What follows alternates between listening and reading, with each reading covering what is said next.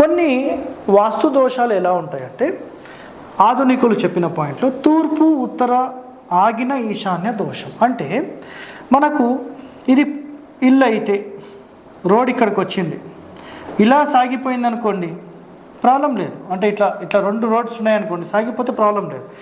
But ఇక్కడ ఇది end అయిపోయింది, ఇక్కడ నుంచి రోడ్ వచ్చి ఇక్కడికి ఎండ్ అయిపోయింది. అంటే ఇది ఈశాన్యపు మూతపడిన బ్లాక్ అనేది ఆధునికులు చెప్పిన పాయింట్. సో ఇలాంటివి ఉంటే కూడా, అంటే మీ ఇంటికి ఇది నార్త్ ఈస్ట్ బిట్ అని మీరు అనుకుంటారు, కానీ ఇటు కానీ తూర్పు వైపు కానీ ఉత్తరం వైపు కానీ రోడ్ ఉండాలనేది వాళ్ళ కాన్సెప్ట్. సో తూర్పు ఉత్తరం ఆగిన ఈశాన్య దోషం వస్తుంది, వంశనాశనము, సంతాన నష్టము, నో డెవలప్మెంట్ ఈ ఇంట్లో జరుగుతుంది అనేది వాళ్ళ కాన్సెప్ట్. కానీ నాకు తెలిసి ఇందులో ఆ ప్రాబ్లం ఉండకపోవచ్చు అని నేను అనుకుంటున్నాను. ఇదైతే క్లియర్. సో మీరందరి సపోర్ట్ మాకు కావాలి.